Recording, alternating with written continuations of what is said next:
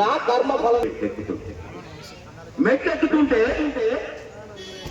చూశాడు. తల్లి పొద్దుటి నుంచి పావలా కూడా రాలేదు నాకు, నువ్వు వెళ్ళిపోతున్నాడే నాకెప్పుడు ఇచ్చావు తల్లి? ఇచ్చావయ్యా, నాకెప్పుడు ఇచ్చావమ్మా? అందులో 5 రూపాయలు ఒక బంగారు కదా, నువ్వు నా పొద్దు తల్లి మీద పెడతాను సావెత్తి 5 రూపాయలు ఇలా అరుస్తూ ఉంటే చుట్టుపక్కల కూడా కొన్ని కూడా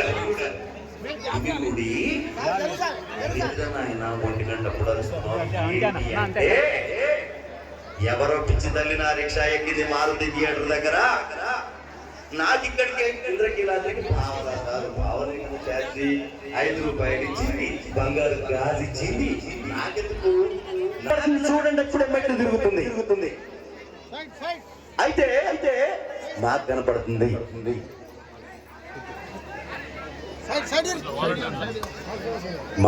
మాజీ శాసనసభ్యులు కందాళ ఉపేందర్ రెడ్డి గారు ఇచ్చేసినారు. వారికి సాదరంగా ఆహ్వానం పలుకుతున్నాం. స్వామి. అయితే వీళ్ళంతా కూడా ఒక్కసారి ఏంది నిజంగానే ఉన్నాయని అది గాజులు పరీక్ష చేస్తే అది వీళ్ళంతా అమ్మవారి భక్తులే. ప్రతిరోజు అమ్మవారి గుడికి వెళ్తారు వీళ్ళు. ఆ గాజు ప్రతిరోజు అమ్మవారి చేతుకుంటే గాజు ప్రతిరోజు చూస్తున్నారు. వీళ్ళందరికీ డౌట్ వచ్చింది, నిజంగా ఊరే వెంకన్న నీ కనపడ్డది కనక దుర్గమ్మ అంటున్నారు.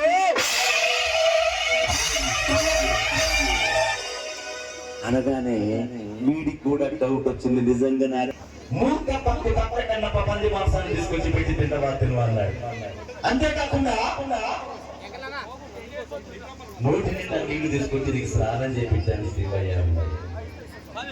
అటువంటి మూర్ఖ భక్తి కూడా భగవంతుడు మోక్షాన్ని ఇచ్చాడు.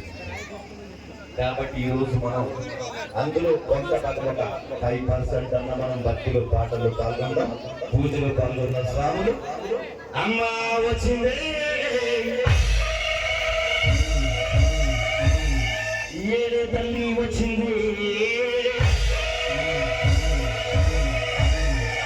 దసరా దుర్గా భవానీ వచ్చింది.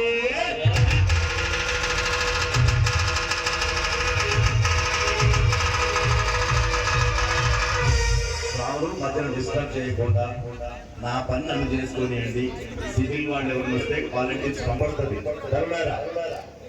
అమ్మ వచ్చింది.